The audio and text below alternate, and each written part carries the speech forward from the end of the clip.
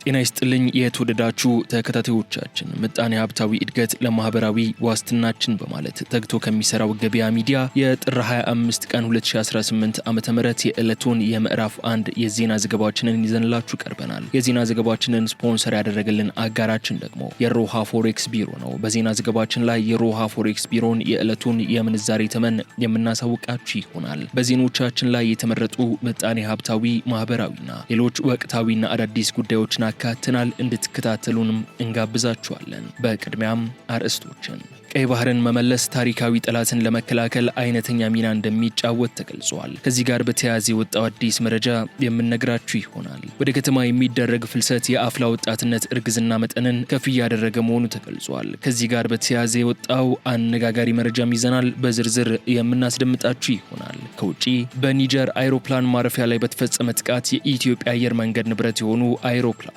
ጉዳት እንደደረሰባቸው ተሰምቷል። ጥቃቱን ማን ፈጸመው? የአየር መንገዱ አይሮፕላኖችስ ምን አይነት ጉዳት ገጠማቸው? በዝርዝር ይዘነዋል። አብራችሁን ስትቆዩ የምታደምጡት መረጃችን ነው። የብሪክስ አባል ሀገራት የዓለምን የፋይናንስ ስርዓት የሚቀይርና ዶላርን ከጨዋታ ውጭ የሚያደርግ የዲጂታል ክፍያ ስርዓትን በይፋ ስራ ላይ መዋላቸው ተሰምተዋል። ይህ የዲጂታል ክፍያ ስርዓት ምን ነገሮችን ይዟል የሚለውን በዝርዝር የምናስደምጣችሁ ይሆናል። ሳውዲ አረቢያ በ1800 የውጭ ጉዞ ኤጀንሲዎች ላይ እገዳ መጣሏን አስታውቃለች። ኤጀንሲዎቹ ለእገዳ የዳረጋቸው ጉዳይ ምንድነው? በዝርዝር ይዘነዋል። በመካከለኛው ምስራቅ ያለው ውጥረት ተጠናክሮ በቀጠለበት በአሁኑ ወቅት የእስራኤል ጦር አዛዥ አሜሪካ በኢራን ላይ በቅርቡ ጥቃት ሰነዝራለች ብለው እንደሚጠብቁ ገልጸዋል። ግምታቸውንም በቀነ ገደብ አስቀምጠዋል። በዝርዝር ይዘነዋል። እስከ ዜና ዘገባችን ፍጻሜ ድረስ አብራችሁን ስትቆዩ የምታደምጡት ይሆናል። አሁን ወደ ዝርዝር ጉዳዮች እንለፍ። አራዳ ፓርክና ወዳጅነት ፓርክ መካከል አፓርትመንቶች እንዲሁም ለንግድ ተመራጭ በሆነው በመሃል ተክለ ሃይማኖት የንግድ ሱቆችን ይዘንሎት መተናል። ቤተ መንግስት አቅራቢያ አራዳ ፓርክ ፊት ለፊት ከ30% ሁለተኛ ቅናሽ ጋር በካሬ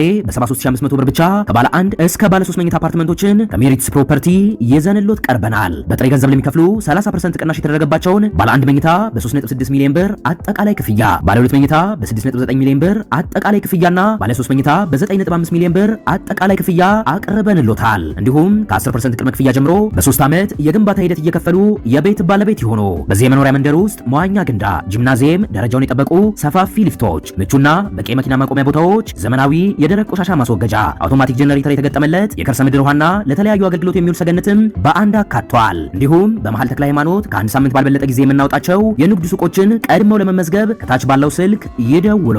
ሜሪትስ ፕሮፐርቲ።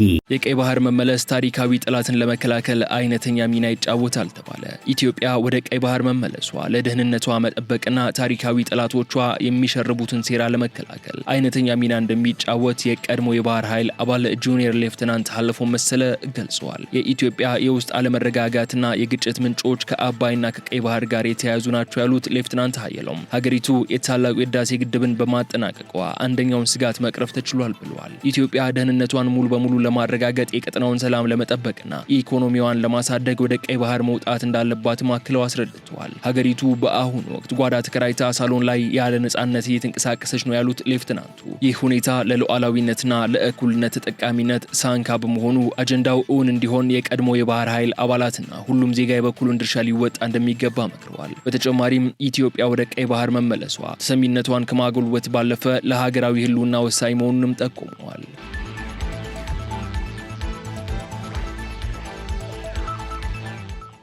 በየሱቁ እንጀራና ዳቦ እንዳይሸጥ የተጣለው ክልከላ ተፈጻሚ እየሆነ አይደለም ተባለ። ደረቅ እንጀራና ዳቦ ለጤና አስጊ ከሆኑ ኬሚካሎችና ቁሳቁሶች ጋር ተቀላቅለው መሸጥ የለባቸውም በሚል በየሱቁ እንዳይሸጡ የተጣለው ክልከላ በተሟላ ሁኔታ ተፈጻሚ እየሆነ አይደለም ሲል የአዲስ አበባ ምግብና መድኃኒት ባለስልጣን አስታውቀዋል። ባለስልጣን መስሪያ ቤቱ ይህንን ያለው የ6 ወር የስራ አፈጻጸሙንና የቁጥጥር ፎርሙን በገመገመበት ወቅት ሲሆን በህግ የተጣለው ክልከላ አሁንም በየሱቁ እንጀራና ዳቦ እየተሸጠ በመሆኑ ሙሉ ለሙሉ ተግባራዊ ማድረግ አልተቻለም። በመሆኑም ምግብና ምግብ ያልሆኑ ነገሮች እንዳይቀላቀሉ ቁጥጥር እየተደረገ ቢሆንም ክልከላውን ሙሉ ለሙሉ ተግባራዊ ለማድረግ አማራጭ አቅርቦቶችን መፍጠር እንደሚገባ የባለስልጣኑ ቅርንጫፍ ጽህፈት ቤት ስራ አስኪያጅ አቶ ብላይነህ ገብሩ ተናግረዋል። አማራጭ የባልትና ቤቶች ሳይመቻቹ ክልከላው ቢጠናከር ሽያጩ ወደ ቤቶችና መንደሮች ውስጥ በመግባት ቁጥጥሩን ይበልጥ አስቸጋሪ ሊያደርገው እንደሚችል የጠቆሙት ስራ አስኪያጁ ባለስልጣኑ ቀጥታ ወደ እርምጃ ከመግባት ይልቅ በሂደትና በግንዛቤ ወደ መስመር የማስገባት ስራ ላይ ትኩረት ማድረጉን አብራርተዋል። እንጀራና ዳቦ በየሱቁ እንዳይሸጥ የተላለፈው ውሳኔ የህብረተሰቡን ጤና ለመጠበቅ ቢሆንም ተፈጻሚነቱ ግን አማራጭ አቅርቦቶች እስኪሟሉ ድረስ በሂደት የሚታይ መሆኑን አመልክቷል።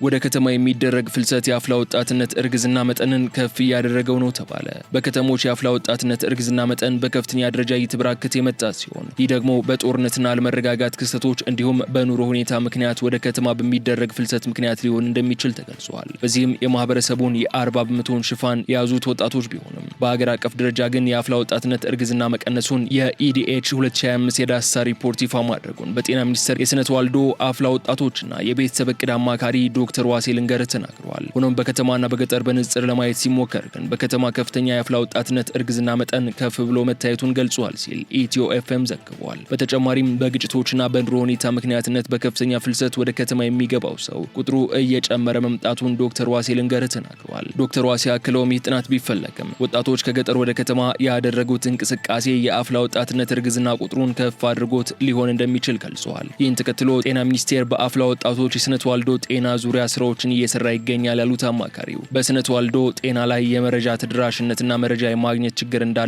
አስረድተዋል። በዚህም ወደ ከተማ የሚገባው ሰው ላይ የስነ ተዋልዶ የመረጃ ስርጭት እንዲኖር የስራ ክህሎትን ማጎልበት አስፈላጊ በመሆኑ ትኩረት ሊሰጠው እንደሚገባ አሳስበዋል።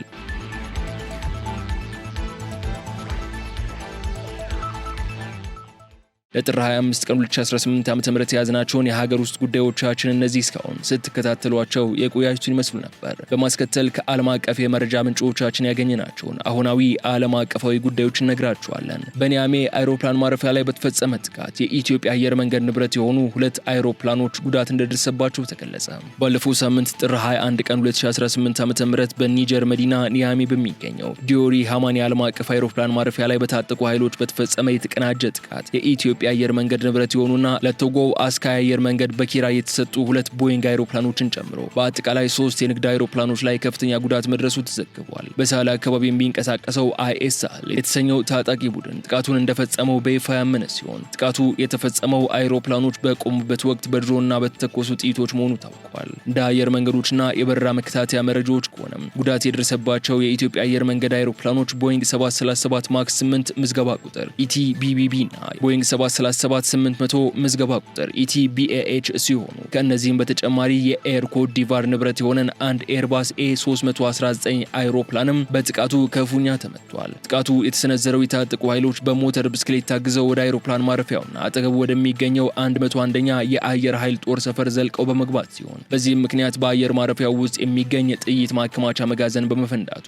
ለ2 ሰዓታት ያህል የቆየ ከፍተኛ የእሳት ቃጠሎ ፍንዳታ ተከስቷል። የኒጀር መከላከያ ሚኒስቴር ባወጣው መግለጫ መሰረት የሀገሪቱ የጸጥታ ኃይሎች ከሩሲያ የአፍሪካ ኮርፕስ የቀድሞ ዋግነር ቡድን ጋር በመተባበር በወሰዱት የመልሶ ማጥቃት እርምጃ 20 የሚሆኑ አጥቂዎችን መግደል የቻሉ ሲሆን 11 ግለሰቦችን ደግሞ በቁጥጥር ስር አውለዋል። የሀገሪቱ ወታደራዊ መሪ ጀነራል አብዱራህማን ቲያኒ ጥቃቱ በፈረንሳይና በአጎራባች ሀገራት የሚደገፉ ቅጥረኞች የፈጸሙት ነው ብለው ቢከሱም የተጠቀሱት ሀገራት ግን ክሱን ውድቅ አድርገውታል። ይህ ጥቃት በኢትዮጵያ አየር መንገድና በአካባቢው የንግድ በረራዎች ላይ መስተጓጎልን የፈጠረ ሲሆን ጉዳት የደረሰባቸው አይሮፕላኖች ለጥገና ወደ አዲስ አበባ ወይንም ወደ ሌላ ማዕከል ሲወሰዱ ድረስ በኒያሚ አይሮፕላን ማረፊያ ለተወሰኑ ቀናት እንዲቆዩ መደረጉ ተገልጿል። የአይሮፕላን ማረፊያው ደህንነት በአሁኑ ወቅት በአስተማማኝ ሁኔታ መጠበቁ የተገለጸ ቢሆንም የደረሰው የንብረት ውድመት ግን ከፍተኛ መሆኑን ተነግሯል ሲል ኤሮስፔስ ግሎባል ኒውስ የተሰኘው ድረገጽ አስነብቧል።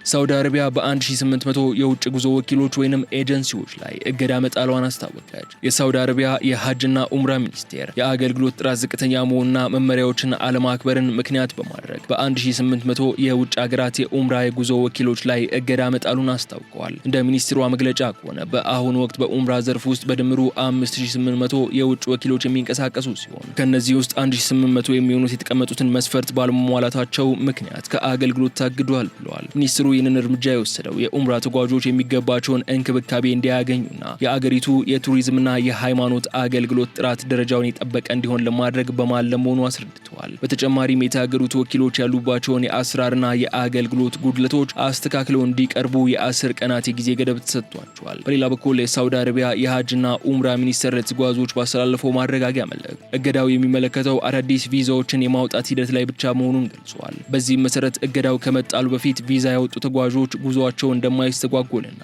አስቀድመው የሆቴልና የትራንስፖርት ቦታ የያዙ ተጓዦች አገልግሎታቸውን ያለምንም ችግር ማግኘት እንደሚችሉ አስታውቀዋል። የሀገሪቱ ባለስልጣናት በበኩላቸው የተሰጣቸውን የ10 ቀናት የጊዜ ገደብ ተጠቅመው ጉድለታቸውን የማያስተካክሉ ወኪሎች ላይ ተጨማሪ ጥብቅ እርምጃዎች እንደሚወሰዱ የገለጹ ሲሆን ይህም የስራ ፍቃድ እስከ መሰረዝ ሊደርስ ይችላል ብለዋል። ይህ ውሳኔም ሳውዲ አረቢያ በቪዥን 2030 እቅዷ መሰረት የኡምራ ተጓዦችን ቁጥር ለመጨመርና አገልግሎቱን ለማዘመን ለያዘችው ግብ ትልቅ ፋይዳ እንዳለው ተመላክቷል።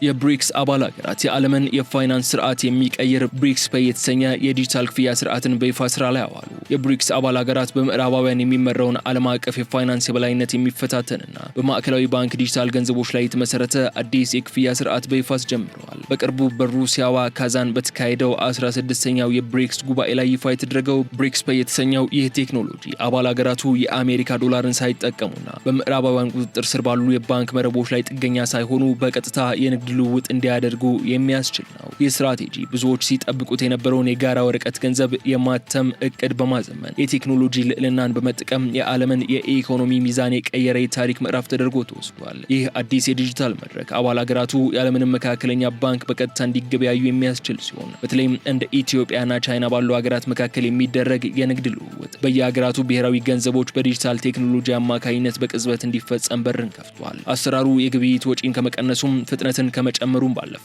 አገራት ከውጭ ኃይሎች የፋይናንስ ማዕቀብና ጫና ነጻ ሆነው የራሳቸውን ኢኮኖሚያዊ ሉዓላዊነት እንዲያስከብሩ ያስችላቸዋል ተብሏል። የብሪክስ ቢዝነስ ካውንስል ባወጣው መግለጫ መሰረት ስርዓቱ የተገነባው የብሔራዊ ማዕከላዊ ባንኮችን ዲጂታል መሰረተ ልማቶች በማስተሳሰር ነው። የብሪክስ ሀገራት ይህንን የዲጂታል ክፍያ አማራጭ ለመከተል የወሰኑት ከዚህ ቀደም ህንድና ሩሲያ በራሳቸው ገንዘብ ለመገበያየት ሞክረው ካጋጠማቸው የሩፒ ወጥመድ ትምህርት በመውሰድ እንደሆነም ተመላክቷል። አዲሱ የዲጂታል መረብ ገንዘብ በአባል ሀገራቱ መካከል ያለምንም እንቅፋት እንዲዘዋወር ስለሚያደርግ የፋይናንስ ስርዓቱን ይበልጥ ፍትሃዊና አስተማማኝ አድርጓል። ይህ ቴክኖሎጂ አገራት ካለምንም የፖለቲካ ጫና የራሳቸውን የንግድ ፍላጎት እንዲያስከብሩ የሚያስችል ትልቅ የፖሊሲ መሳሪያ ሆኖም ያገለግላል። ይህ የቴክኖሎጂ ሽግግር ለብዙ አስርት ዓመታት በነጠላ የገንዘብ ምንዛሬ የበላይነት ሲመራ የቆየውን ዓለም አቀፍ የንግድ ስርዓት ወደ ብዙ የኃይል ማዕከላት የለወጠ ታላቅ ክስተት ሆኖም ተመዝግቧል። የብሪክስ አገራት እያከናወኑት ያለው ይህ የዲጂታል አብዮት የዓለምን ኢኮኖሚያዊ ገጽታ ሙሉ በሙሉ በመቀየር በማደግ ላይ ያሉ አገራት በዓለም የፋይናንስ አስተዳደር ውስጥ ተገቢውን ስፍራ እንዲይዙ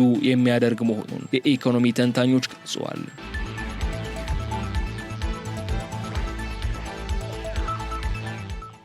የእስራኤል ጦር አዛዥ አሜሪካ በኢራን ላይ በቅርቡ ጥቃት ሰነዝራለች ብለው እንደሚጠብቁ ገለጹ። የእስራኤል ጦር ጠቅላይ ኤታማዦር ሹም ኢያል ዛሚር አሜሪካ ከ2 ሳምንታት ባላነሰና ከ2 ወራት ባልረዘመ ጊዜ ውስጥ በኢራን ላይ ወታደራዊ ጥቃት ልትሰነዝር እንደምትችል አስታውቀዋል። ከፍተኛው የጦር መኮንን ይህንን ግምት ይፋ ያደረጉበት በወቅታዊ ሁኔታዎች ላይ ለመምከር በተደረገ የሁኔታዎች ግምገማ ስብሰባ ላይ መሆኑን ሚድል ኢስት ሞኒተር ዘግቧል። እንደ ዛሚር ገለጻ አሁን ያለው ወቅት ከፍተኛ ለመተማመን የሰፈነበት ቢሆንም ጥቃቱ በሚቀጥሉት ጥቂት ቀናት ውስጥ ግን ሊከሰት እንደማይችል ጠቁመዋል። የእስራኤል ጦር አመራሮች ከቅርብ ጊዜ ወዲህ ከአሜሪካ ማዕከላዊ እዝ አመራሮች ጋር በጋራ ጉዳዮች ላይ ቢመክሩም ዋሽንግተን ሁሉንም የውሳኔ አሰጣጥ ሂደቶች ለቴል አቪቭ ግልጽ አታደርግም የሚል ስጋት ግን በእስራኤል በኩል እንዳለ ዘገባው አመላክቷል።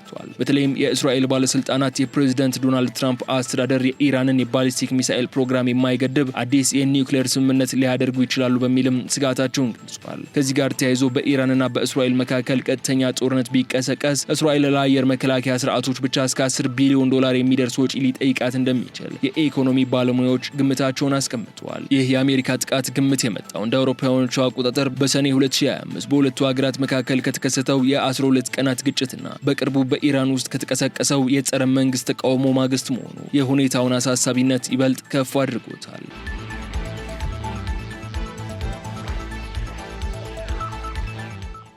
በመጨረሻም ሩሲያ በዩክሬን ላይ በፈጸመችው የድሮን ጥቃት 12 ሰዎች ተገደሉ። የሩሲያ ድሮን በደቡብ ምስራቅ ዩክሬን ዲንፕሮ ከተማ የማዕድን ሰራተኞችን በጫና አውቶቡስ ላይ ባደረሰችው ጥቃት ቢያንስ 12 ሰዎች መገደላቸውን የሀገሪቱ የአደጋ ጊዜ አገልግሎት አስታውቋል። ጥቃቱ የተፈጸመው ፕሬዝዳንት ቮሎዲሚር ዜሌንስኪ በዩክሬን አሜሪካና ሩሲያ መካከል የሚደረገው የሶስትዮሽ የሰላም ንግግር በመጪው ረቡዕ በአቡዳቢ እንደሚቀጥል ባረጋገጡበት ዕለት ነው። የዲቲኢኬ የኃይል ኩባንያ ሰራተኞች ከስራ ፈረቃ እየተመለሱ ሳሉ በደረሰባቸው በዚህ ጥቃት በርካታ ሰዎች የቆሰሉ ሲሆን ሩሲያ የዩክሬንን የትራንስፖርት መሰረተ ልማቶች ኢላማ ማድረጓ እንደገለጸችም ተሰምቷል። የዩክሬን የኢነርጂ ሚኒስተር ዴኒስ ሽሚል ጥቃቱን በኃይል ዘርፍ ሰራተኞች ላይ የተፈጸመ አስነዋሪ ድርጊት ሲሉ የገለጹት ሲሆን ፕሬዚዳንት ዜሌንስኪ በበኩላቸው ይህ ሩሲያ ለግጭቱ መባባስ ተጠያቂ መሆኗን የሚያሳይ ግልጽ ወንጀል ነው ሲሉ ገልጸውታል። ይህ የኃይል እርምጃ ቢቀጥልም በዩክሬን ሩሲያና በአሜሪካው ፕሬዚዳንት ዶናልድ ትራምፕ አስተባባሪነት ከየካቲት 4 እስከ 5 በአቡዳቢ ድርድር እንደሚካሄድም ተረጋግጧል። ፕሬዚዳንት ዜሌንስኪ የዩክሬን ተደራዳሪ ቡድን ሰኞ ምሽት ወደ ቦታው እንደሚያመራና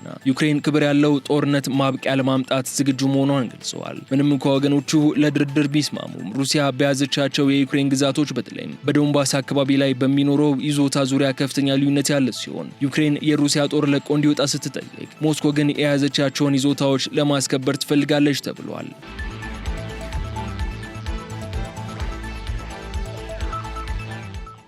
የተወደዳችሁ ተከታታዮቻችን የዕለቱን የምዕራፍ 1 የዜና ዘገባችን የተከታተላችሁትን ይመስላል። አሁን ደግሞ የሮሃ የፎሬክስ ቢሮን የዕለቱን የምንዛሬ ተመን የምናሳውቃችሁ ይሆናል። ሮሃ የፎሬክስ ቢሮ በዛሬው ዕለት አንዱን የአሜሪካ ዶላር 178 ብር ከ05 ሳንቲም በመግዛት 181 ብር ከ61 ሳንቲም ሽጧል። አንዱን የታላቋን ብሪታንያ ፓውንድ ስተርሊንግ 233 ብር ከ71 ሳንቲም በመግዛት 238 ብር ከ38 ሳንቲም ሽጧል። አንዱን ዩሮ 203 ብር ከ43 ሳንቲም በመግዛት 207 ብር ከ49 ሳንቲም ሽጧል። አንዱን የስዊዝ ፍራንክ 220 ብር ከ57 ሳንቲም በመግዛት 224 ብር ከ98 ሳንቲም ሽጧል። አንዱን የደቡብ አፍሪካ ራንድ 9 ብር ከ89 ሳንቲም በመግዛት 10 ብር ከ08 ሳንቲም ሽጧል። አንዱን የአረብ ኤምሬትስ ድርሃም 47 ብር ከ55 ሳንቲም በመግዛት 48 ብር ከ50 ሳንቲም ሽጧል። አንዱን የአውስትራሊያ ዶላር 107 ብር ከ70 ሳንቲም በመግዛት 109 ብር ከ85 ሳንቲም ሽጧል። አንዱን የሳውዲ አረቢያ ሪያል 46 ብር ከ89 ሳንቲም በመግዛት 47 ብር ከ82 ሳንቲም ሽጧል። አንዱን የቻይና ዩዋን 24 ብር ከ54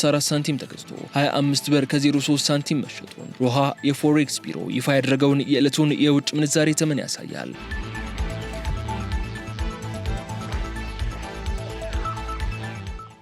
የተከበራችሁ የገበያ ሚዲያ ተከታታዮቻችን ለጥር 25 ቀን 2018 ዓ.ም የተዘጋጁትን የምዕራፍ 1 የዜና ዘገባዎቻችን እነዚህ እስካሁን ስትከታተሏቸው የቆያችሁትን ይመስሉ ነበር። በቀጣይ በሌሎች ጉዳዮች መልሰን እስክንገናኝ ድረስ የዩቲዩብ ገጻችንን ላይክ፣ ሼር እና ሰብስክራይብ ማድረጋችሁ እንዳትዘነጉ እያልን እዚህ ጋር እንሰናበታለን። ሰላም።